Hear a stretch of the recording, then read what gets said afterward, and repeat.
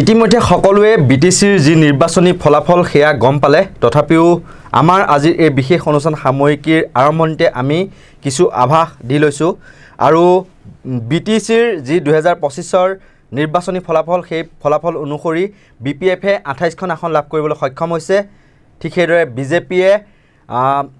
5খন আসন মাত্ৰ লাভ কৰিবলৈ সক্ষম হৈছে আৰু ইউপিপিএলে 7খন আসন লাভ কৰিবলৈ সক্ষম হৈছে সৰ্বমুঠ 40খনৰ 28খন বিপিএফ 5খন বিজেপি আৰু ইউপিপিএলে 7খন আসন লাভ কৰিছে আৰু 2020 চনত এই সংখ্যা আছিল বিপিএফে লাভ কৰিছিল 17খন আসন তেওঁলোকৰ 11খন আসন বৃদ্ধি পালে ঠিক সেইদৰে 2020 চনত বিজেপিয়ে 9খন আসন লাভ কৰিছিল কিন্তু তেওঁলোকৰ 4খন আসন হ্ৰাস পালে বৰ্তমান 5খন আসন ঠিক একেদৰে ইউপিপিএলে 12খন আসন লাভ কৰাৰ বিপৰীতে 2025 চনত 5খন আসন কমিল আৰু 7খন আসনহে এইবাৰ লাভ কৰিবলৈ সক্ষম হ'ল কিহৰ বাবে এই যি পৰিবেশ নিৰ্বাচনী পৰিবেশ বা যিসমূহ হিমন্ত বিশ্ব শৰ্মাৰ যিসমূহ দাম্ভিক মন্তব্য আছিল বা যিসমূহ আঁচনিমুখী যিবিলাক নিৰ্বাচনী ভাষণ আছিল বা বিভিন্ন টুপ আছিল সেই সম্পৰ্কে আমি আলোচনা কৰিম প্ৰত্যেক দিনৰ দৰে আমাৰ সৈতে আছে নৰ্থ ইষ্ট নাওৰ মুখ্য সম্পাদক পৰেশ মালাকাৰ ডাঙৰীয়া প্ৰথমতে মই আপোনাৰ পৰা সুধিব বিচাৰিছোঁ এই যি নিৰ্বাচনী সামগ্ৰিক ফলাফল কি দেখিছে আপুনি কিয় এই ফলাফল হ'ল মই কালি খুব গুৰুত্ব মানে কালিৰ যিটো নিৰ্বাচন আছিলে বৰলেণ্ডৰ তাৰ এই নিৰ্বাচনটো মই ৰাতিপুৱাৰ পৰাই আচলতে 8টা 8:30টাৰ পৰা মই এইটো খুব গুৰুত্ব সহকাৰে চাই আছিলোঁ আৰু তোমাক মাজতে মই কৈছিলোঁ যে এইটো হয়তো 30টাই পাই যাব পাৰে প্ৰেক্ষাপট সলনি হৈ আছিল সলনি হৈছিলে প্ৰথমতে কিন্তু এনেকুৱা এটা চিন্তা আছিলে যে 30টাই পাই যাব পাৰে গতিকে 30টা নাপালে তেওঁলোকে 28টা পালে গতিকে তেওঁলোকে দুটা কমকৈ পালে কিন্তু তথাপি মোটামুটি আমাৰ যিটো অনুমান আছিল সেই অনুমানটোৰ ওচৰা ওচৰি গৈছিল বুলি ক'ব পাৰি এতিয়া প্ৰশ্ন আহিল যে বিটিচিত বিটিআৰ বুলি কওঁনে আমি বিটিচি বুলি কোৱা আৰম্ভ কৰিছে যেতিয়াৰ পৰা হাগ্ৰামা মহিলাৰী জিকাইছে আৰু কিন্তু তাৰ আগলৈকে বিটিআৰ বুলি কৈ আছিল যিয়ে হওক বিটিআৰ বা বিটিচি বা বড়োলেণ্ড অট'নমাছ কাউন্সিল যিয়ে নহওক আমি কি দেখিছোঁ তুমি ইতিমধ্যে এটা তুলনামূলক তুমি এটা পৰিসংখ্যা তুমি দাঙি ধৰিলা যে ইয়াৰ আগৰ যিটো নিৰ্বাচন হৈছিলে বিটিচিয়ে কওঁ বা বড়োলেণ্ড অট'নমাছ কাউন্সিলে বুলি কওঁ বা বিটিআৰ বুলিয়ে কওঁ যে তাৰ লগত এইবাৰৰ নিৰ্বাচনৰ পাৰ্থক্যটো কি এতিয়া পৰিসংখ্যালৈ মই আকৌ নাযাওঁ কিন্তু কিয় এই ধৰণৰ নিৰ্বাচন হৈছে দুটা কথা আমি খুব লক্ষ্য কৰিবলগীয়া কথা এটা হৈছে যে অসমৰ বিটিএডি বা এইটো আমাৰ অসমৰে এটা অংশ নহয় নিশ্চয় নিশ্চয় 6 শিডিউলৰ কথা আছে কিন্তু তেওঁলোক অসমৰ ভিতৰে এটা অংশ আৰু অসমত সম্প্ৰতি এটা কি ধৰণৰ ৰাজনীতি চলি আছে অসমত আমি দেখিছোঁ যে অসমত এতিয়া এইটো এটা ডিভিচিভ বিভাজনবাদী এটা ৰাজনীতি চলি আছে যোৱা সময়ছোৱাত এই ৰাজনীতিটো ভাৰতীয় জনতা পাৰ্টি ক্ষমতালৈ অহাৰ পিছতে আৰম্ভ হৈছিলে আৰু সেই সময়ত জানিবা কাহ হৈছিল বা অন্যান্য কথা হৈছিলে আৰু এই হিমন্ত বিশ্ব শৰ্মা যেতিয়া মুখ্যমন্ত্ৰী হ'ল তেতিয়াৰ পিছৰ পৰা এই যিটো বিভাজনবাদী যিটো ৰাজনীতি এই সাম্প্ৰদায়িক যিটো ৰাজনীতি সেই ৰাজনীতিটো খুব তীব্ৰ ৰূপ পাইছে নিশ্চয় 2021ৰ পিছত আনহাতে আমি বড়োলেণ্ডত আমি কি দেখা পাই আছোঁ মানে এই যিটো নিৰ্বাচন যিটো হ'ল এই নিৰ্বাচনৰ ফলাফলে আমাক কি দেখুৱাইছে নিৰ্বাচনৰ ফলাফলে আমাক এটা বস্তু দেখুৱাইছে সেইটো কি যে হিমন্ত বিশ্ব শৰ্মাৰ যিটো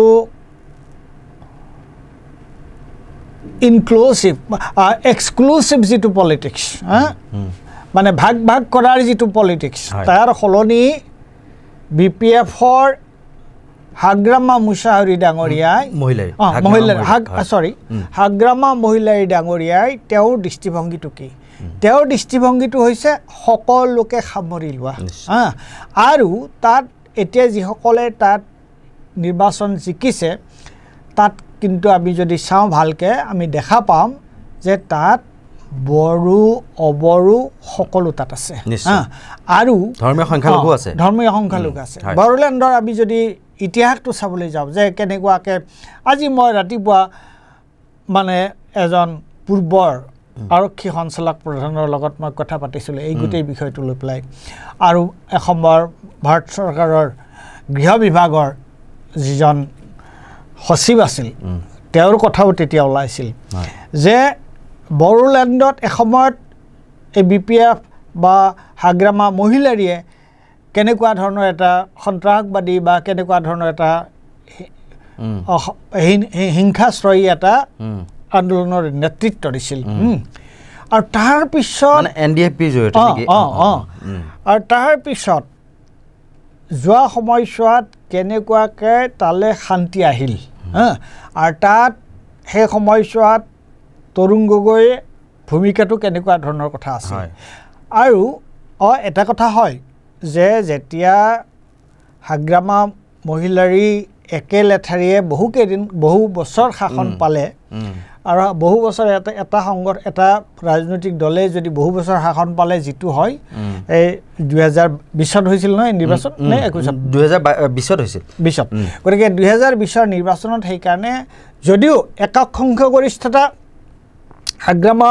মহিলাৰীৰ BPFে পাইছিল তথাপি মানে একক সংখ্যাগৰিষ্ঠ মানে যে আটাইতকৈ বেছি আসন পোৱা কিন্তু তেওঁ চৰকাৰ গঠন কৰিব পৰা ধৰণৰ বা প্ৰশাসন হেৰি কৰিব পৰা ধৰণৰ তেওঁৰ তেতিয়া নাছিলে তাৰ পিছত আমি কি দেখা পালোঁ তাৰ পিছত আমি দেখা পালোঁ যে প্ৰমোদ বড়োৰ এইটোৰ নামটো হৈছে UPPL গতিকে প্ৰমোদ বড়োৰ UPPLে কাৰ লগত তেওঁলোকে সংযুক্ত কৰিলে কাৰ লগত তেওঁলোকে যুক্ত মৰ্চা কৰিলে BJPৰ লগত গতিকে তেওঁলোকে গোটেই বড়োলেণ্ডৰ গোটেই প্ৰশ্নটো হৈছে বড়ো আইডেণ্টিটি অটনমিৰ কথা হয়নে আৰু বড়ো আইডেণ্টিটি অটনমিৰ কথা আৰু সেই বস্তুটো তেওঁলোকে BJPৰ লগত যেতিয়া তেওঁলোকে এটা আণ্ডাৰষ্টেণ্ডিঙলৈ আহিল আৰু যোৱা সময়ছোৱাত আমি যিটো দেখা পালোঁ সেইটো দেখা হ'ল যে এইটোত এটা মেটামৰ্ফচিছ এটা হৈছে মেটামৰ্ফচিছটো কি and it's a very positive metamorphosis সেই পৰিৱৰ্তন কেনেকুৱাকৈ হ'ল যে তেওঁলোকে হাগ্ৰামা মহিলাৰীয়ে তেওঁলোকে এটা আন্দোলন কৰিছিল 50-50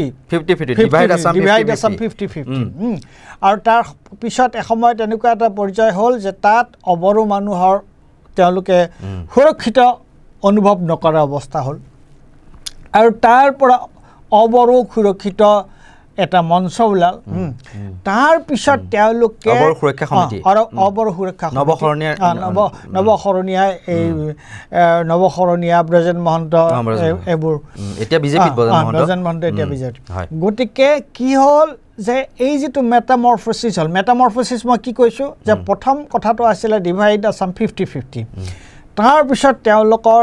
তেওঁলোকে অটনমিৰ প্ৰশ্নটো আহিলে আৰু শেহতীয়া যিটো হাগ্ৰামাৰ যিটো উপলব্ধি সেইটো হৈছে আটাইতকৈ গুৰুত্বপূৰ্ণ কথা যে হাগ্ৰামা বা BPFে এই কথাটো উপলব্ধি কৰিছে যে বড়োলেণ্ডত বড়ো অবড়ো সংখ্যালঘু ধৰ্মীয় সংখ্যালঘু আদিবাসী অবড়ো এই গোটেইবোৰ লগ লাগি আছে তাত যদি শান্তি আহিব লাগে তাত যদি তাৰ সামাজিক শান্তি যদি তালৈ আহিব লাগে তেতিয়াহ'লে সকলোৰ মাজত বুজাবুজি হ'ব লাগিব সকলোৱে শান্তিৰে থাকিলে তাৰ পিছতহে শান্তি সম্প্ৰীতিৰ পিছতহে প্ৰগতিৰ কথাটো আহিব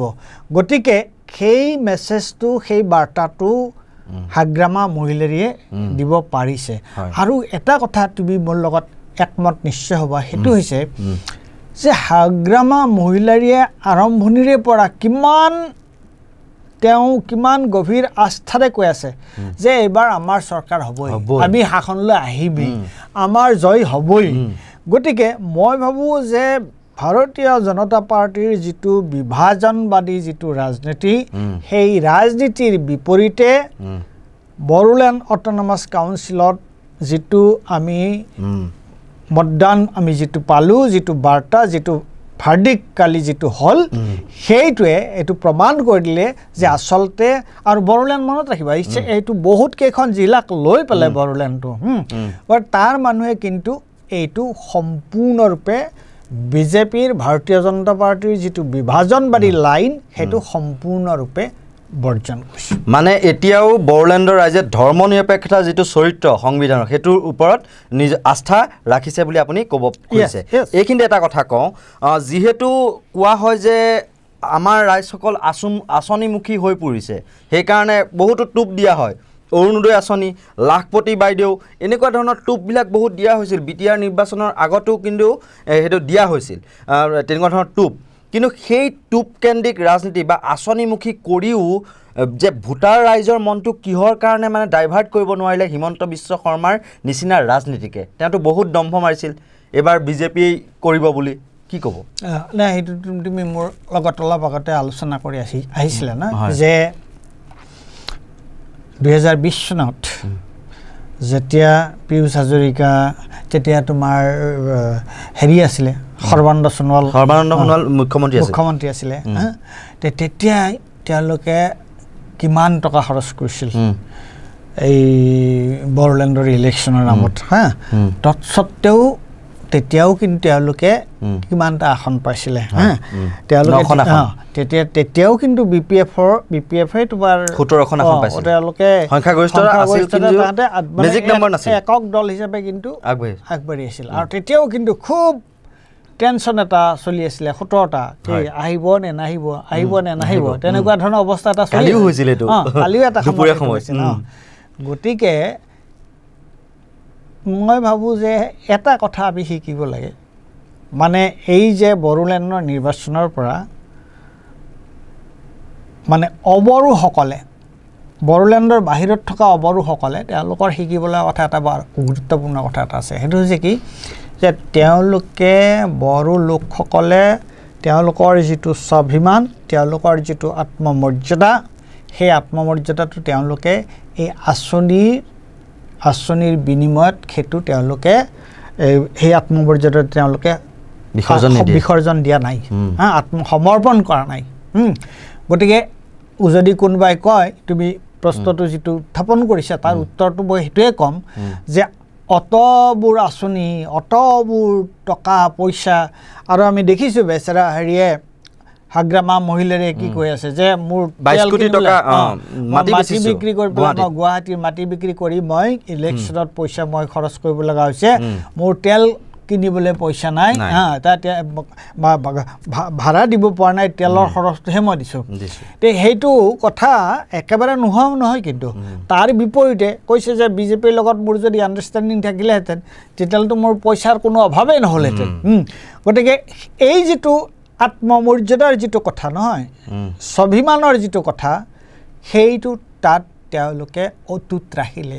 এই নিৰ্বাচনৰ বড়ো অবড়ো সকলোৱে আঁচনিমুখী নহ'লে সকলোৱে আৰু তেওঁলোকে এটা বস্তু চকুৰ আগত দেখুৱাই দিলে আমাক সকলোকে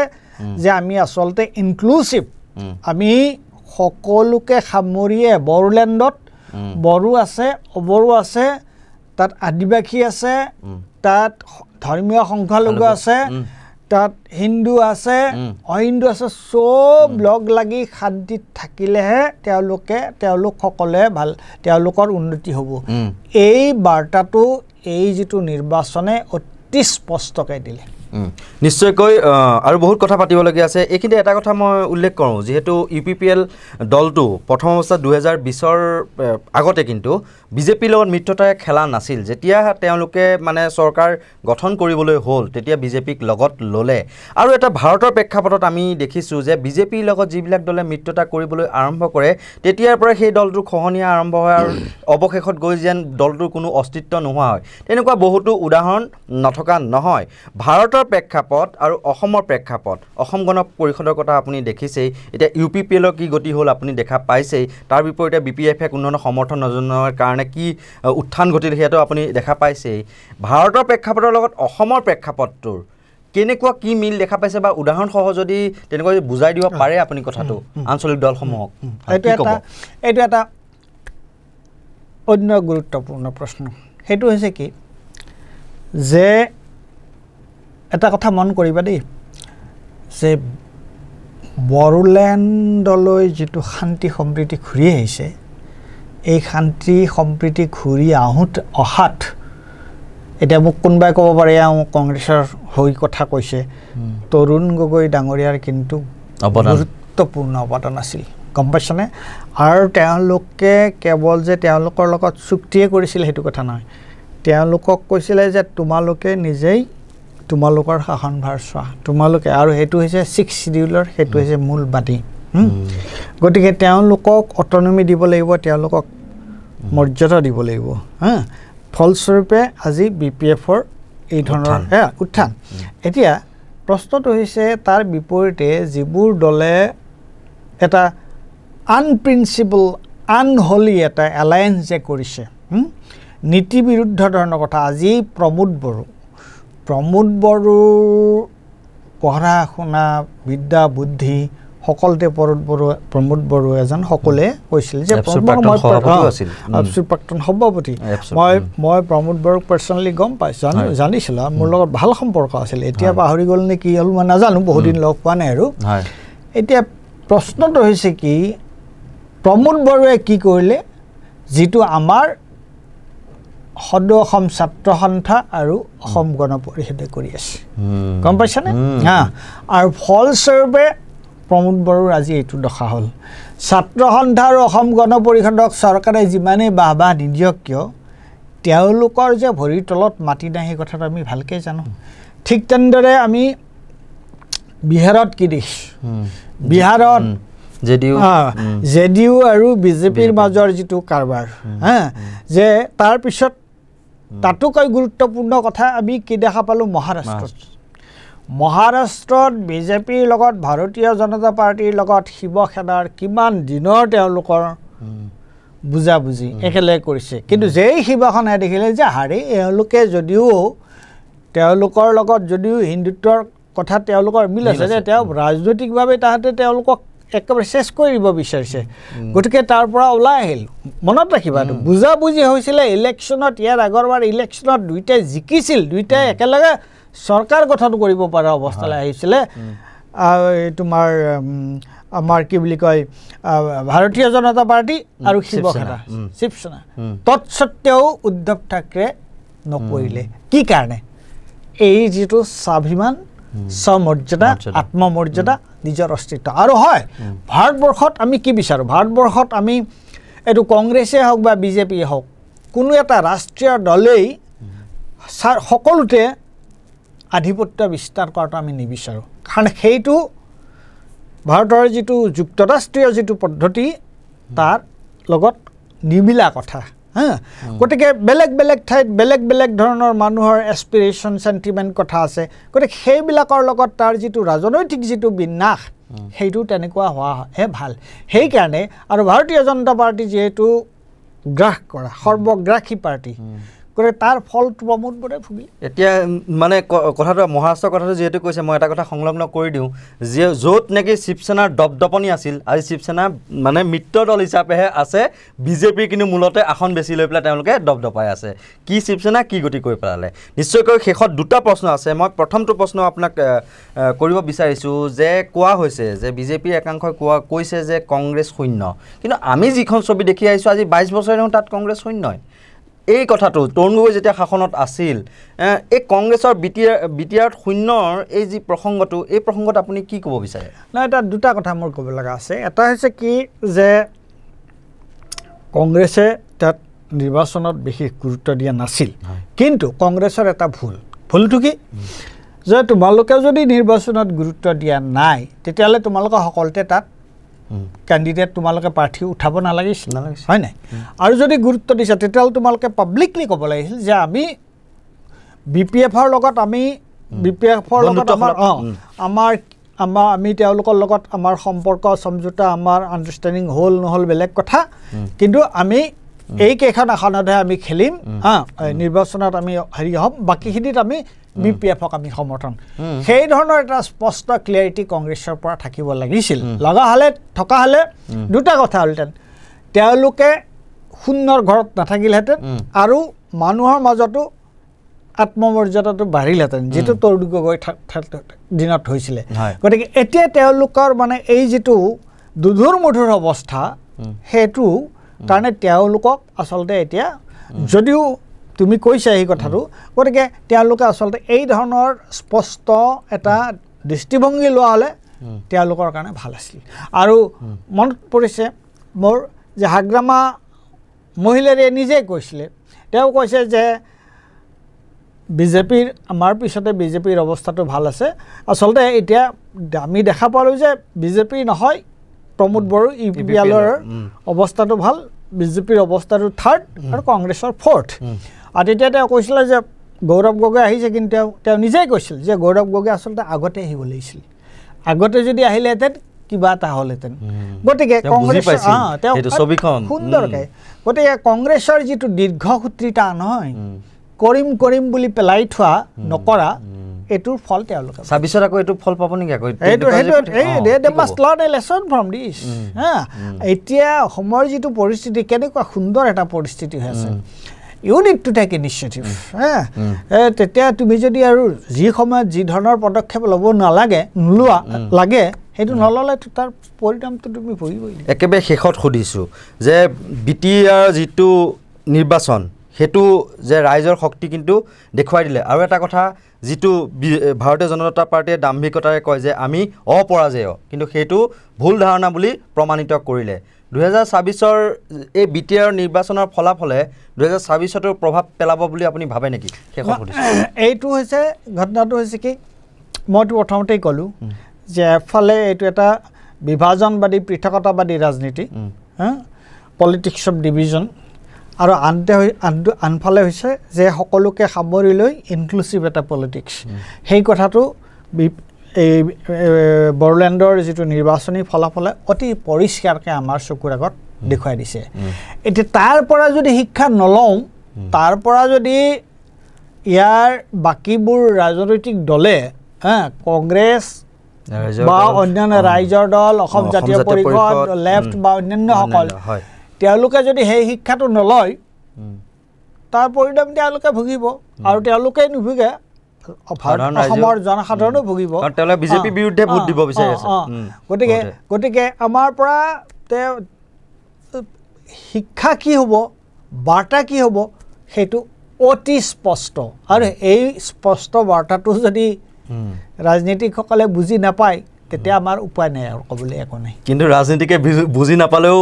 যিখিনি ভোটাৰ যে কিন্তু ধুনীয়াকৈ বুজি পাইছে বিজেপিৰ যিটো খেল বুজি পায় সেইটো ভোটাৰ বুজি পায় নিশ্চয়কৈ এক অতি সুন্দৰভাৱে কথাখিনি বুজাই দিলে মুখ্য সম্পাদক পৰেশ মালাকাৰ ডাঙৰীয়াই আৰু এই ক্ষেত্ৰত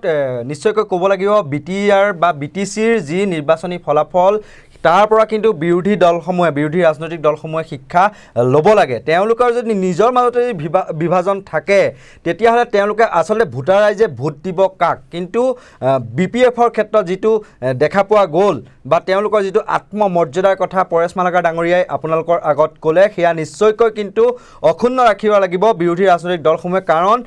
এতিয়াও ভাৰতে ধৰ্ম নিৰপেক্ষতা চৰিত্ৰ ক'তো হেৰুওৱা নাই তাৰ প্ৰমাণেই কিন্তু BTC বা BTRৰ নিৰ্বাচনী ফলাফল গতিকে বিভাজনবাদী যি ৰাজনীতি সেয়া কিন্তু অসমৰ ৰাইজে বা ভাৰতৰ ৰাইজে নিবিচাৰে যি উন্নয়নৰ ৰাজনীতিৰ কথা কয় কিন্তু বিজেপি এতিয়া উন্নয়নৰ ৰাজনীতিকে বিভাজনকামী যিবিলাক ৰাজনীতি সেয়াহে কিন্তু বেছিকৈ চলাবলৈ গৈ আছিল যদিও তেওঁলোকে যি BTCত যি মুখ ঠেকেচা খালে সেয়া কিন্তু প্ৰমাণ কৰে গতিকে এই মুহূৰ্তত আমি সকলোকে পুনৰ এবাৰ ধন্যবাদ জনাইছোঁ চাই থাকিব নৰ্থ ইষ্ট নাও ধন্যবাদ